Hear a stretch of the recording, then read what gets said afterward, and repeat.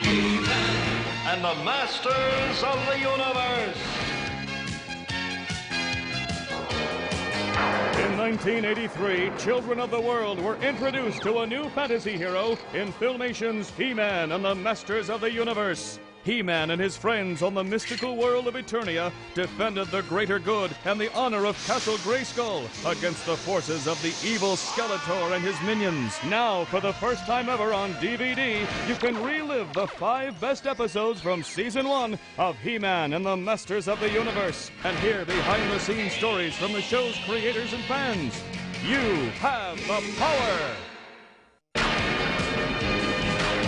Season 1 of He-Man and the Masters of the Universe Top 5, episode number 5. In the number 5 spot for best episodes of Season 1 is Evil Seed, written by Barney Cohen and directed by Bob Arkwright. Feel any better? A little. Nice to know you have a weakness. Allergies are not a weakness. They're just allergies.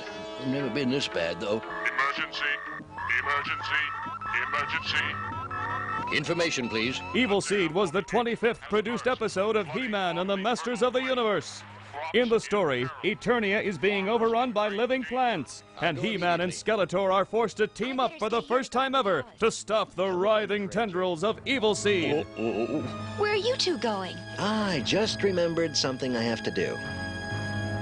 You always have something to do when there's trouble. I had gone through a lot of scenarios with Art and Adele, and all of them didn't work for technical reasons that I didn't understand about cartooning. So my first inspiration for Evil Seed was simply desperation. I just had to come up with something. And I was in the middle of the script for Friday the 13th, the final chapter, and because it was the final chapter, I had been asked by the director to write a scene that absolutely nailed the idea that Jason was no more. So what I did was at the end of the movie, I had written that Corey Feldman hacks Jason's head in half lengthwise, like cutting an artichoke I'd written in the scene. And there was a film grammar to that saying, okay, you can cut a person's head off and it'll come back with it. I mean, Sir Gawain and the Green Knight do that. But if you cut a guy's head in half lengthwise, he's pretty much gone. And I later found out when the dailies started to come in, that when the executives started looking at the film for Friday, that they no longer wanted him to be ended. They knew there was going to be a sequel.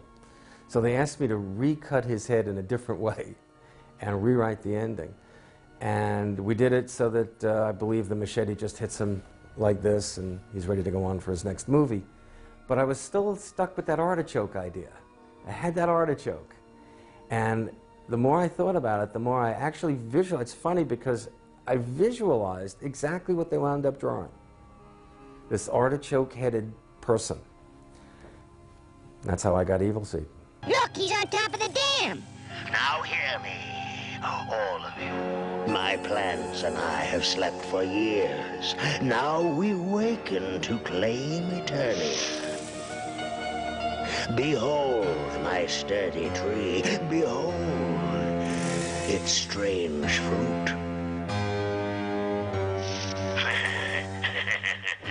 When I handed in the script to Evil Seed, Art was very proud of it.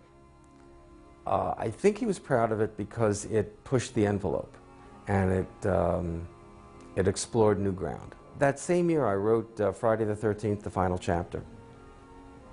It was a big hit, and that just put my career in a completely different place. I actually get fan mail for this episode, this Evil Seed episode. And the fan mail for this episode always takes the same kind of form. People tell me how cool it is that Skeletor and He-Man fight side by side. And then they ask me, why didn't I write any more Evil Seed, and why didn't I write any more He-Man? And the answer is, nobody ever asked me. My favorite moment of the episode, when I was writing it, and also when I view it, is when Skeletor finally raises his staff and everybody is sort of locked in on the fear object, which is the giant piece of ice flying overhead. There's just a great moment there. My favorite moments in writing television and film are moments that don't have dialogue. They're visual moments. And that moment of everybody standing together fighting off the, well, actually what they were doing was they were exploding the block of ice. Fabulous moment for me. We need more power. Skeletor, raise your Havoc staff. Now. It will be out of range soon. I don't know. If you don't, everything will be destroyed. Do it.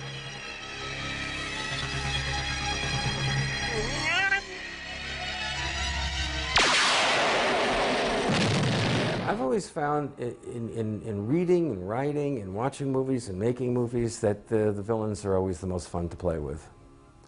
Skeletor, when I first saw some other He-Man episodes, I thought Skeletor was the fun guy. There was something a little stiff about He-Man himself, a little upright. I was a bad kid in high school, like a lot of artists, and I just liked the Skeletor character. I knew if I gave him funny things to say, he'd be even more likable. I understood Skeletor. I understood what Skeletor's issues were, and I wrote that for Skeletor.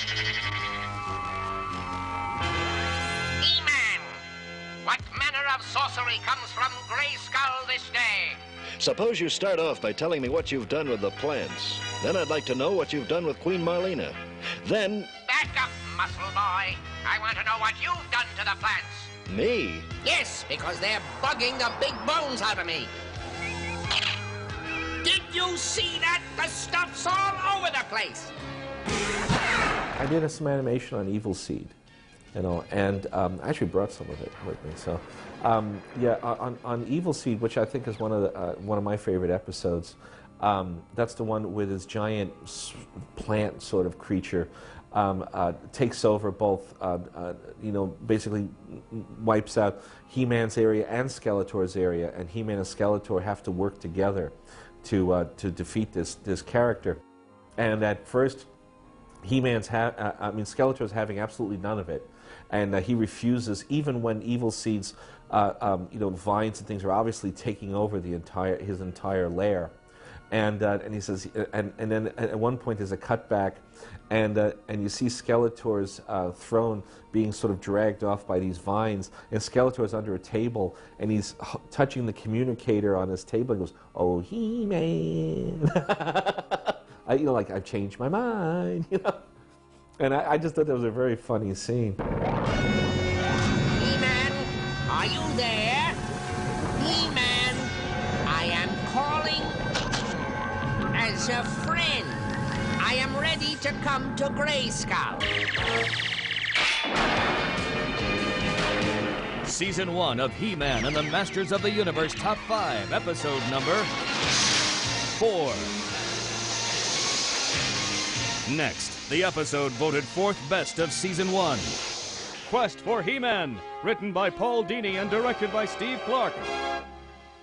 Quest for He-Man was the 19th produced episode of He-Man and the Masters of the Universe.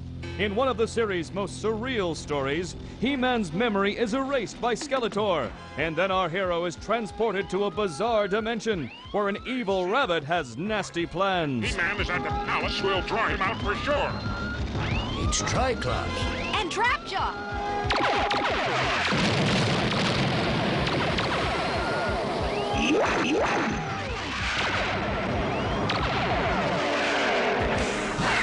It's like it was almost a Looney Tune episode. Plundor was this evil rabbit from another dimension or something, and it was almost like Looney Tunes, and it was Dr. Seuss, and it's like, can we stretch it a little bit and do something with He-Man on an all funny animal world? And I think, you know, I was talking a lot to Warren Greenwood, who's a really terrific storyboard artist, about that episode, and we threw in a little bit. I think we were both reading a lot of Life in Hell comics, and, you know, we liked the Matt Groening's Weird Rabbit in there. He came off being nothing like that, but, you know, it's just like, you know, I think we were just talking about rabbits.